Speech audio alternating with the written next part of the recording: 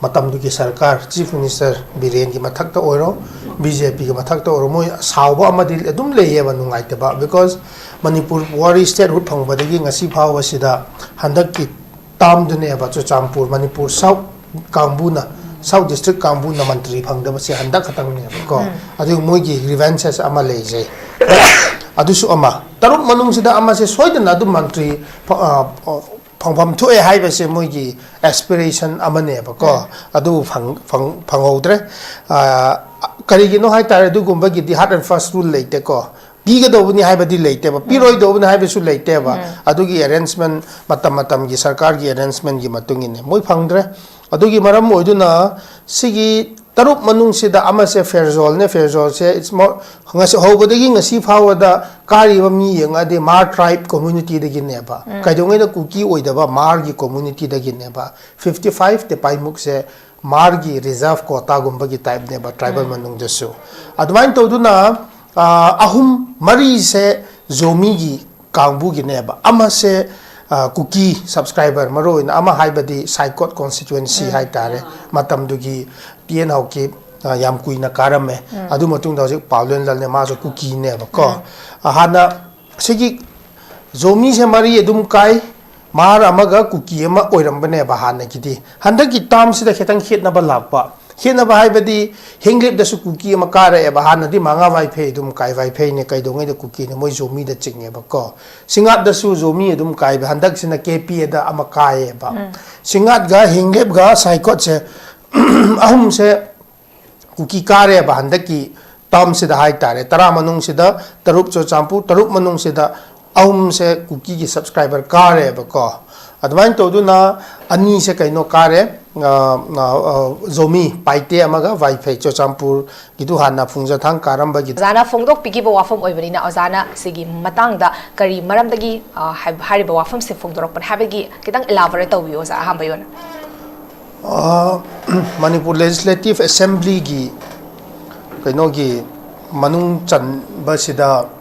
MLA 60 leba manung sida hojik ki oina kuki subscribers hai tare kuki yazaba hai tare aduga Manipur gi separate administration Manipur administration gi makha dagi thoaga separate administration taliba MLA tara myoi tara sigi tara si sida moina May 12 2023 da taliba home minister da iriba press release duga memorandum adugi do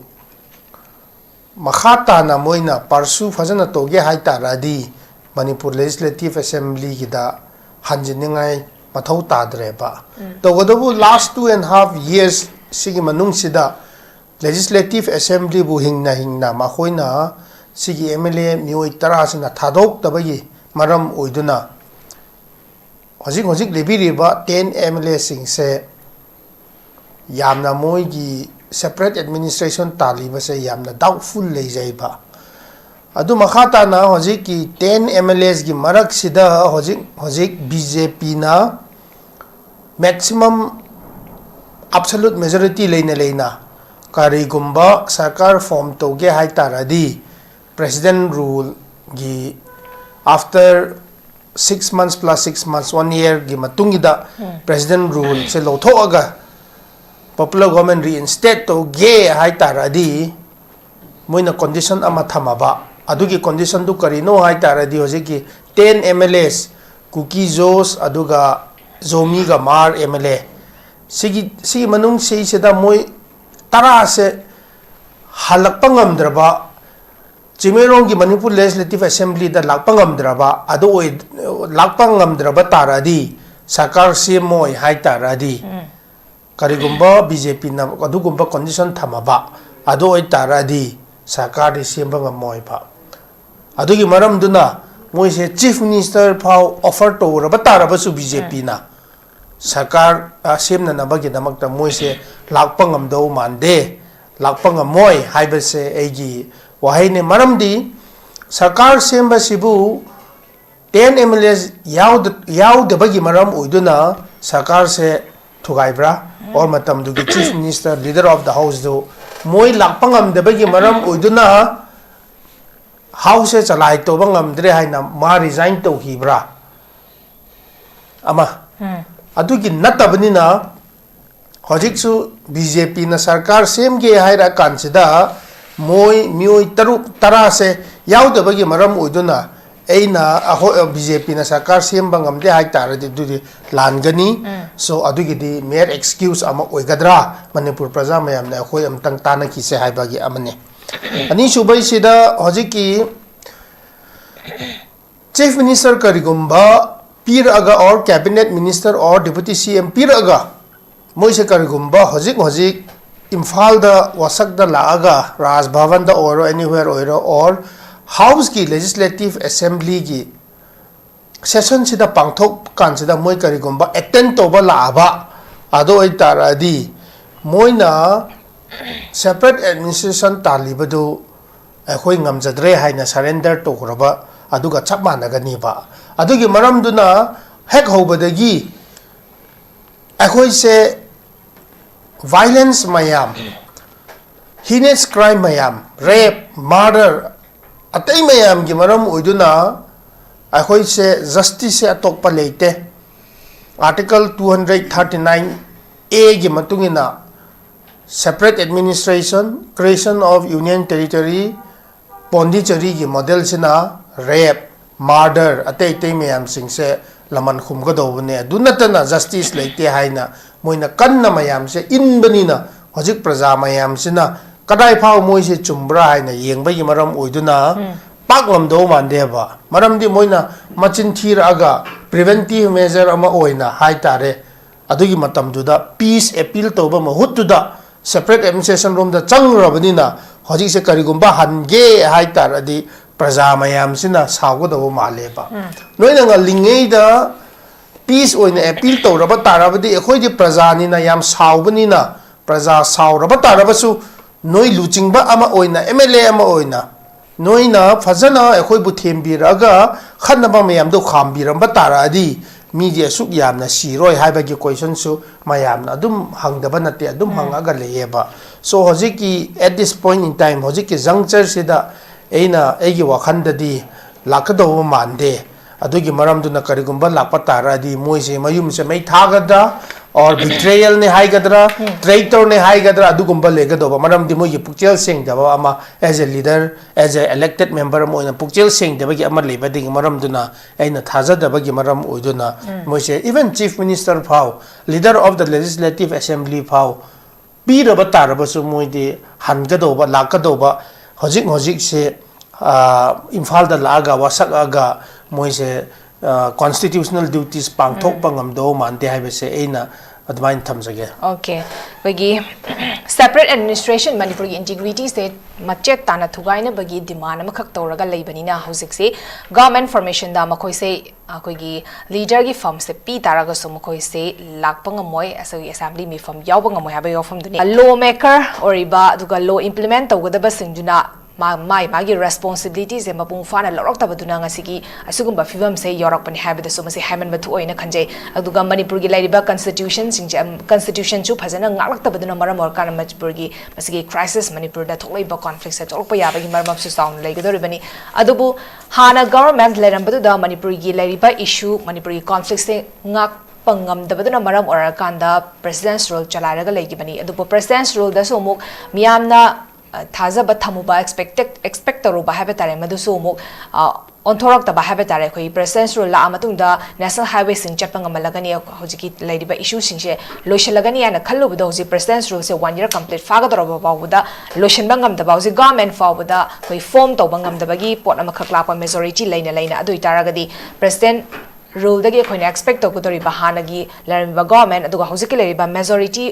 magic number laina government semangam daba koigi parties dagi koina expect to godori basi karino habegi potuni center gi site gi manipur integrities de tugairo habegi wafam se phongdok pa laikre adubu phongdok ri base koigi chin khaktang oina to habetare koigi written statement phongdok to habetare koigi separate administration talib se makoi pibe yaro habegi wafam paw da phongdok to habetare aduna hojiki lairi ba situation se lakpani habeda haman bathol oina khanje oja kamai thamidingi asisigi hojiki towiriba ꯆꯠꯊꯈꯤꯕ ꯊꯧꯗꯣꯛ ꯍꯥꯏꯇꯥꯔꯦ ꯍꯟꯗꯛꯀꯤ ꯃꯇꯥꯡꯁꯤꯗ ꯀ꯭ꯔꯥꯏꯁꯤꯁꯀꯤ ꯃꯔꯤ ꯂꯩꯅꯅ ꯍꯧꯖꯤꯛ ꯑꯩꯒꯤ ꯄꯔꯁꯄꯦꯛꯇꯤꯚꯗꯗꯤ PR government president rule ꯒꯣꯚꯔꯟꯃꯦꯟꯠꯁꯨ ꯒꯣꯚꯔꯟꯃꯦꯟꯠ ꯑꯃꯅꯤ ꯑꯗꯨ ꯑꯣꯏꯔꯁꯨ ꯒꯣꯚꯔꯅꯔ ꯃꯊꯟꯗ ꯆꯂꯥꯏ ꯇꯧꯕꯅꯤꯅ ꯌꯥꯝꯅ ꯀꯣꯃꯟ ꯃꯤꯅꯤꯃꯝ ꯇꯉꯥꯏ ꯐꯗꯅ ꯇꯧꯗꯦ ꯌꯥꯗꯦꯕ ꯈꯇꯪ ꯆꯂꯥꯏ ꯇꯧꯈꯤꯕꯅꯦꯕ तसेंगनदी रिटर्न ददी लेते अदो ओइरसु गवर्नर ना लेबाक की इशू खंगबा लोकल गी मी अमा अनी गुंबा से मागी एसिस्ट तौनिंगाई गी दमकता PR चलाई तौना नंबर गी दमकता एडवाइजर हाई तारे अदु गुंबा दी थमनै हान्ना थेंगनबा अदुसु थंबीदे मा मथंता अदुम चलाई तौई को अदु प्रजानसु एडवाइजर गुंबा थंबियो हाइबसु लेते तो हाई ममांग ददी हाई दी हाई यामनदी कानदबगी टाइप दा को हाइरबसु थौसाबीदबगी टाइप हाइतारे अदुगुंबा अमदि लेजै माइन चलाई तौई अदुगा एक्सपेक्टेशन दी योदे गवर्नर नसु मतम ख्वाइदगी नुंगाइतेगा मतम फंगंबा याई मरमदी यामना एम्बैरेसिंग ओइरंबा याई चॉपर टोंगदुना एयरपोर्ट दगी राज भवन फाउ को चॉपर द पाई ही बाहाइबा गुंबा यामना इंसल्टिंग अमा ओये बता सेंगनदी संगाई फेस्टिवल की दु यंगो दु मतिक यामना फ्लॉप ओइबा फेस्टिवल को मयाम की फेस्टिवल ने हाइरागा कनाम तक थोपी दबा दु गुंबा you also must have a very bad experience in Manipur hai tare adubu lakchining point di the collective responsibility se khoi loi makta khoi dai leye ba adubu maro oina luchingba oina leiriba leader singduna khoi se smile leo haina adum chatpai matungina hai pai matungina khoi se chatpane ba adubu yamna laibak khiba se 10 MLAs na शांति की worry और खतनबगी दो them नबगी महूत तुदा मोसु यावसिलकपगी मरम ओइदुना हजिक से हेतंग सांगना चंगखिबा पोटनेबा अदुबु ngасai हाइखिबा मांगदा हाइखिबा rule law अमता पाइखतेबा कनागुंबी दो rule law थुगाइरदी स्माइना तोगनी हाइबसे Indian की law से यामना sufficiently लेयबा assembly लाक्तबा तारबदी और असीसी MLA अमन स्माइना वांगांग बतारदी सिगुंबा से एक्सीलेंट पीगदौबनी सिगुंबा से पनिशमेंट पीगदौबनी सिगुंबा से अवार्ड पीगदौबनी लोय चपचाना rules of procedure रूम यावख्रिबा पोटनेबा अदुबो दुगुंबा सिंगसु थाइदोगा खोइना खंगसु खंगदबा साबा तारसु तादबा साबा दौना याबगी टाइप दा दुम चतखिबा that undermines the basic fundamental rights as a citizen of India ko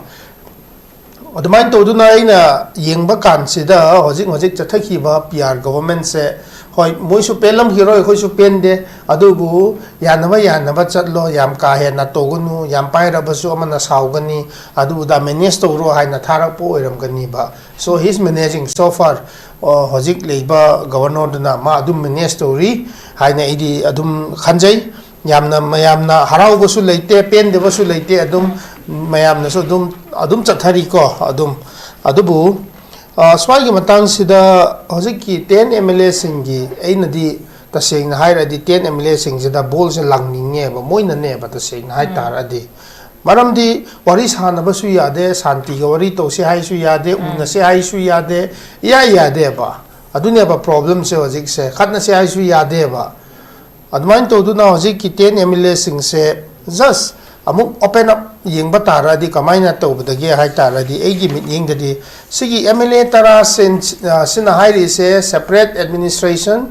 दुने बा मोइना हाइरिबा अदु लेटेस्ट कुकी जोस हाइ तारे और मार्ग जोमीगा मोइसे मोइगी मखाताना ब्रेकअप तौबा तारादी स्माइना थंबा याइबा MLA तरा गी मनुंग सिदा तरुप से चोचामपुर का फेरजोल दगी ने बको अहुम से कइनोदा कांगपोपी दगी नेबा अदु अमा से तेंगोपल दगी नेबा अदुना तरासुएबा येंगसे तरुप मनुंग सिदा चोचामपुर सिदा मंत्री फंगदेबा हंदक मरक अदु मंत्री फंगदेबा इसे मोइसे ग्रीवेंसेस अमनेबा मतमदुगी सरकार चीफ मिनिस्टर बिरेन की मथक्ता ओइरो BJP की मथक्ता ओइरो मोइ सावबा अमदि अदुम लेयेबा नुंगाइतेबा बिकॉज मणिपुर वारी स्टेट हुट फंगबदगी ngasi फावबा सिदा हंदक की ताम दुनेबा चोचामपुर मणिपुर साउथ कांगबुना साउथ डिस्ट्रिक्ट कांगबुना मंत्री फंगदबा से हंदक खतंग नेबा अदु मोइगी ग्रीवेंसेस अमा लेजै अदुसु अमा तरुप मनुंग सिदा अमा से सोइदना अदु मंत्री ꯐꯪꯐꯝ ꯊꯣꯛꯑꯦ ꯍꯥꯏꯕꯁꯦ ꯃꯣꯏꯒꯤ ꯑꯦꯁꯄꯤꯔꯦꯁꯟ ꯑꯃꯅꯦꯕꯀꯣ ꯑꯗꯨ ꯐꯪꯍꯧꯗ꯭ꯔꯦ ꯀꯔꯤꯒꯤꯅꯣ ꯍꯥꯏꯇꯥꯔꯦ ꯑꯗꯨꯒꯨꯝꯕꯒꯤꯗꯤ ꯍꯥꯔꯠ ꯑꯦꯟ ꯐꯥꯁꯠ ꯔꯨꯜ ꯂꯩꯇꯦꯀꯣ ꯄꯤꯒꯗꯧꯕꯅꯤ ꯍꯥꯏꯕꯗꯤ ꯂꯩꯇꯦꯕ ꯄꯤꯔꯣꯏꯗꯧꯕꯅꯤ ꯍꯥꯏꯕꯁꯨ ꯂꯩꯇꯦꯕ ꯑꯗꯨꯒꯤ ꯑꯦꯔꯦꯟꯖꯃꯦꯟ ꯃꯇꯝꯒꯤ ꯁꯔꯀꯥꯔꯒꯤ ꯑꯦꯔꯦꯟꯖꯃꯦꯟꯒꯤ ꯃꯇꯨꯡ ꯏꯟꯅ ꯃꯣꯏ ꯐꯪꯗ꯭ꯔꯦ ꯑꯗꯨꯒꯤ ꯃꯔꯝ ꯑꯣꯏꯗꯨꯅ ꯁꯤꯒꯤ ꯇꯔꯨꯛ ꯃꯅꯨꯡꯁꯤꯗ ꯑꯃꯁꯦ ꯐꯦꯔꯖꯣꯜꯅꯦ ꯐꯦꯔꯖꯣꯜꯁꯦ ꯏꯠꯁ ꯃꯣꯔ ꯉꯁꯤ ꯍꯧꯕꯗꯒꯤ ꯉꯁꯤ ꯐꯥꯎꯕꯗ ꯀꯥꯔꯤꯕ ꯃꯤ ꯌꯦꯡꯉꯗꯤ ꯃꯥꯔ ꯇ꯭ꯔꯥꯏꯕ ꯀꯝꯃ꯭ꯌꯨꯅꯤꯇꯤꯗꯒꯤꯅꯦꯕ ꯀꯩꯗꯧꯉꯩꯗ ꯀꯨꯀꯤ ꯑꯣꯏꯗꯕ ꯃꯥꯔꯒꯤ ꯀꯝꯃ꯭ꯌꯨꯅꯤꯇꯤꯗꯒꯤꯅꯦꯕ 55 ꯇꯦꯄꯥꯏꯃꯨꯛꯁꯦ ꯃꯥꯔꯒꯤ ꯔꯤꯖꯥꯔቭ ꯀꯣꯇꯥꯒꯨꯝꯕꯒꯤ ꯇꯥꯏꯞꯅꯦꯕ ꯇ꯭ꯔꯥꯏꯕꯦꯜ ꯃꯅꯨꯡꯗꯁꯨ ꯑꯗꯨꯃꯥꯏꯅ ꯇꯧꯗꯨꯅ ꯑꯍꯨꯝ ꯃꯔꯤꯁꯦ ꯖꯣꯃꯤꯒꯤ ꯀꯥꯡꯕꯨꯒꯤꯅꯦꯕ ꯑꯃꯁꯦ कुकी सब्सक्राइबर मरोइन अमा हाइबदी साइकोट कॉन्स्टिट्युएंसी हाइतारे मतमदुगी पीएन हाउकी याम कुइना कारमे अदु मतुंग दौजिक पावलेन ललने माजो कुकी ने बको हाना सिगी जोमी से मरी एदुम काय मार अमगा कुकी अमा ओइरंबने बहाने किदी हंदकी टाम सिदा खेतंग खेतनबा लापा खेतनबा हाइबदी हिंग्लिप दसु कुकी अमा कारे बहानदी मांगा वाइफे एदुम काय वाइफे ने कैदोंगे द कुकी ने मोय जोमी द चिंगे बको सिंगात दसु जोमी एदुम काय हंदक सिना केपी दा अमा काय बा सिंगात गा हिंग्लिप गा साइकोट से अहुम से कुकी कारे बहानदकी टाम सिदा हाइ तारे तरा मनुंग सिदा तरुप चो चांपू तरुप मनुंग सिदा अहुम से कुकी की सब्सक्राइबर कारे बको अदवाइन तोदुना अनी से कइनो कारे जोमी पाइते अमगा वाइफाई चोचामपुर गिदु हाना फुंजाथांग कारंबा गिदु हंदक एलम खाउते कारे को हांखनेन कारंबदो पाइते गी जोमी गिजना हानादि मरी कुकी गिना अमा मारगी अमा अदुमाइना चटलेबा प्रॉब्लम कया लेतेबा हंदक किजना कुकी सब्सक्राइबर कुकी यानिंगबा कुकी ने हाइना खंजबा एमएलए से मरी अहुमक कार अकान सिदा चुचामपुर की से अदुम कइनो तोवेबा सो कुकी सिंग से पावर हेक पाइरुबा तारादी मोइसे यामना साथी बजातनी हाइनसु खनबा यायेबा अदु अमा कांपोपी की साइड अमुक यंगसे कांपोपी की साइड किसु थादौ की एरिया जगह ngaktene ट्राइब ददी अदुबु तो जाति मसेन अमानि न तो तंगाइ फदना उपाय लेतेबु चुचामपुर की कइनो दु नुसित दु कन्मन बदगी मोइसो दु दा चोंगसिन बय वाने एग्जांपल इन हाइरिबा एग्जांपल अमदु हंदकी पॉपुलर गवर्नमेंट अपोज तोगनी हाइना आईटीएलएफ ना चे अमा थोए अदु थो कांसिदा कांपोपी ना खो यावरोय हाइबा यावसु यावदेबा करिगिनो हाइ तारादि मोइना पॉपुलर गवर्नमेंट पामेबा कांपोपी सिंगना अदुदगी करि तौबदगी हाइ तारादि कांपो मोइ गुवाहाटी दा meeting पांगथो कांसिदा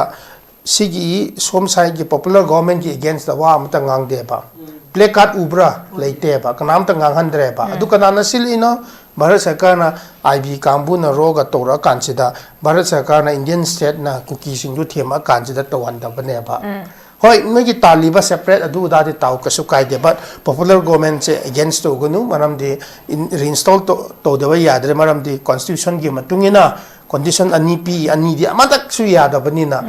ECI na certificate pibasु nampu sapu torobasu hozik adum conduct toba yai peaceful ne aduga emergency su leite nampu da toba yade so noina thingadra thingmoidra popular government install toguni dumak ki thinganu haina center na instruction pira kanjida kampo pina tode so champur kampu na su separate gi damak ta hai bai wane popular government ge against wangang udreba adumain to adu faudi yore ko moigi manungi masen dom ta ying minaseba so now मथंगी election से अमुका just predict तौसेबा खितंग नुंगाइने नबगी दमक high तारे ngасai हाइरिबा चोचामपुर की दुदा करिगुंबा हेंगलेबदा मांगा वाइफे मु कारबा सिंगात दा कई हजिक KPA दु कादरबा अमुका जोमी की अमकारबा अमुका माइनस अदुम तौखरसेबा अदुदी हाना वाल्टेगा एलम खाउते से मरी से जोमी दा अमुक चटखिगनीबा साइकोट गिदी अमुका कुकी गिदी अमा खतंग अदुम कार अनीबा अहुम बसु याम लाकनीबा टेक्नोपल सु प्लस माइनस नेबा हाना दगी कुकी से कया कादेबा को हजिक दि हंदक सु कादो मानदेबा मींस प्लस माइनस नेबा सो अदोय तारे हजिक तरा की मखासित मनुंग सिदा अमदी टेक्नोपल से मुकारोय दोबा मरिंग कांबो वोट बैंक नावजा मेबोन करिगुंबा पुले पाउसे कारम दरबा हाइ तारे को अदि कुकी जोस हाइ तार मोइगी दि तरा मनुंग मापन दुम तार अनिबा अदि मनुंग दुदा ngасai हाइ रिबा जोमी सिंग दो मरी मुका हेंगतलबा मारगी दि हाना मोइगी दुम लेजकन निति पाइ मुगी दो सो change unexpected things ko yamna unexpected ba su adum ahongba lakani ba sei marak sida Marnasu, Margazo, me, Kambu Sings, and Equity Praza, Kokadonga, Cookie, Supun Davanina, Mun Equity Prazana, Yabi, Craven, Equity Sakata, Yaukra Yahana, Kanna Tora, consider Hosik, Indian Sakar, Kanna Sana, Vadinosi, Yagado from the Sule, Hibasu Pau Taiba. So, anyway, Hosik in the high number point D, Siki Cookie, Mitrang, High Tare, Mugi Magic, High Tare, Muina Sander, but both Mayam Sing say, Canada Bangaktane. 0 plus 0 plus 0 plus 0 plus 0 kaya bak to 0 dum tabagum neba kanaroi moi akhoi manipur praja mayam sing bu pangba sawa yawa ne moina akhoi bu kaino kamta to bo sungam ngam akhoi yam sing raba pot ne akhoi sagi manipur gi history le jaba pot ne so adumai to duna hojik to riba pot se latest moi gi tripod haina camera gi stand ahum gumbai do na amasina UPF ke no Moise Suneva suspension of operation agreement adu kari agreement no hai ready Manipur thugai ba ya roi hai ba agreement amane adu kambu du na Manipur thugai gani hai na MLA sing support to khiba adu kambu du na CSO ne MLA ne su group si humse tripod amani hai ba moi na haijar ise mathak tu da mi praja se mathak se da leihalaga ko adum ung ba mafam du da ung ba hai tare damain to du na mayam se ung nge ba se ki tripod hai ba se THADOU gi lon da lung thu ko adu gi do moi na decision lo ni hai na handak meeting pang tho kan du da yengo moi na to ba pot se condition kaya no separate support to go do da any condition to raba taraba so just Bharat Sarkar na hai piba numit to da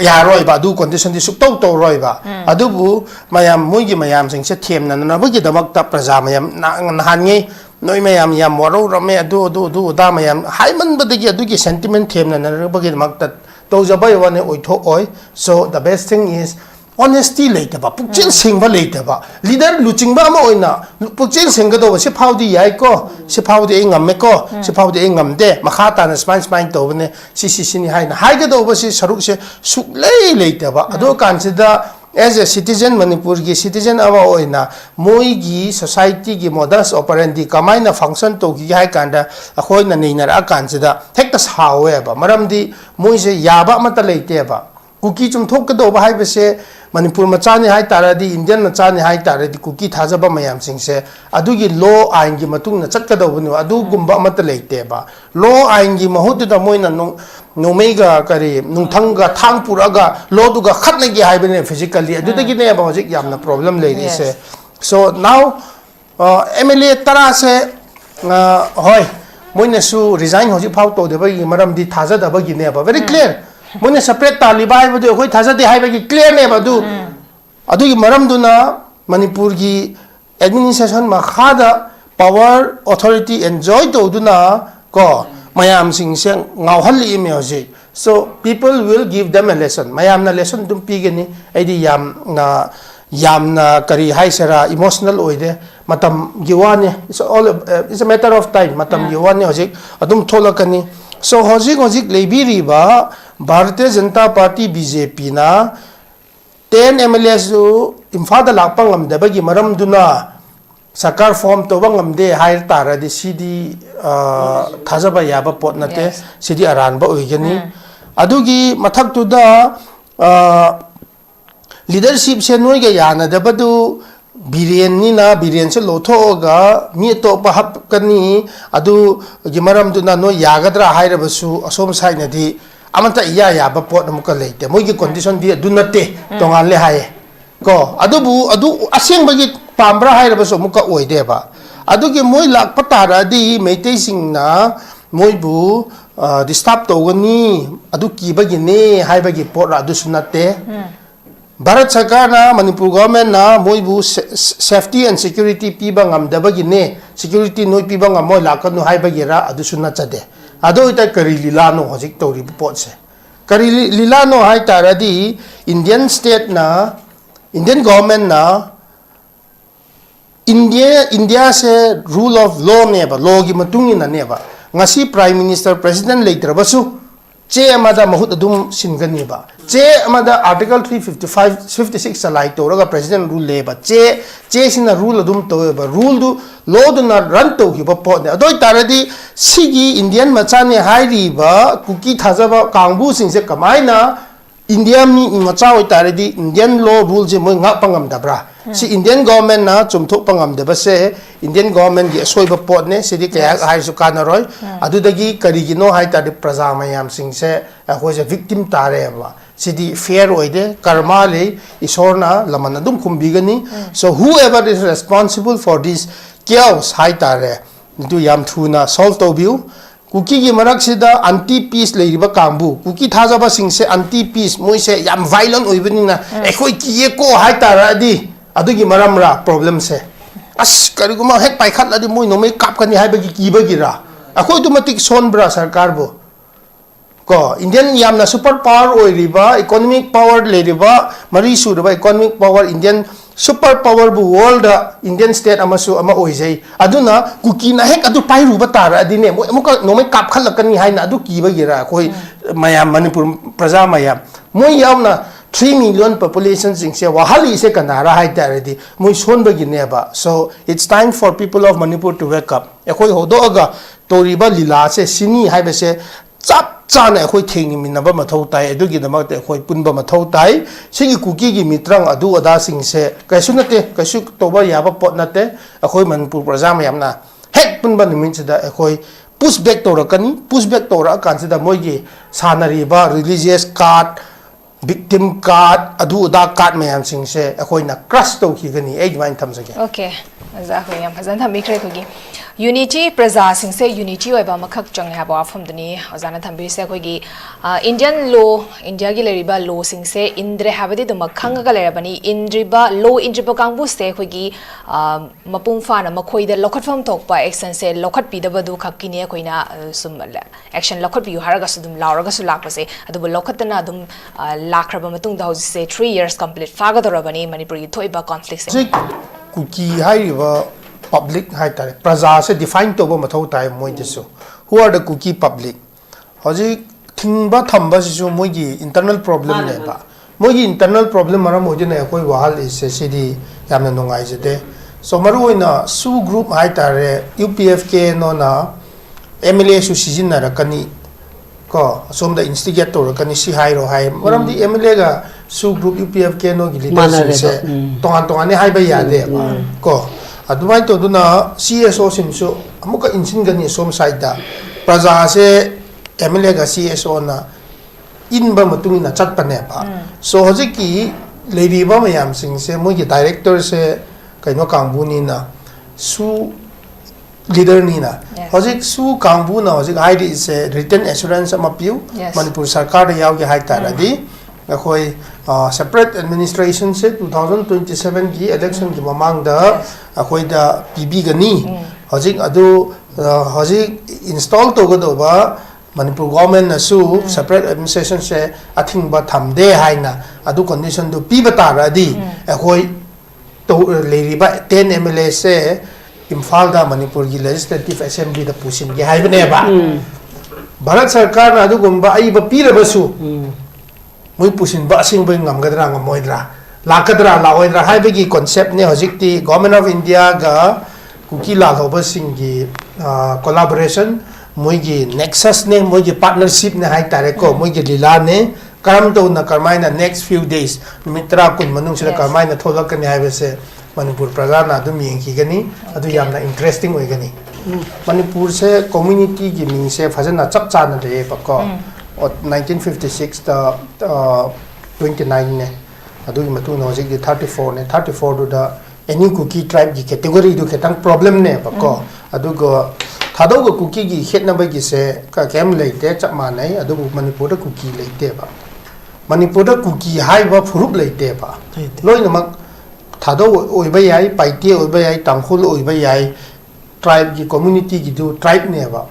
adu gi do thadou sing se pai puna matam dagi khongjai oina khangjaba kambu du ne ko adu yamna clear cut oi hoi sagai da di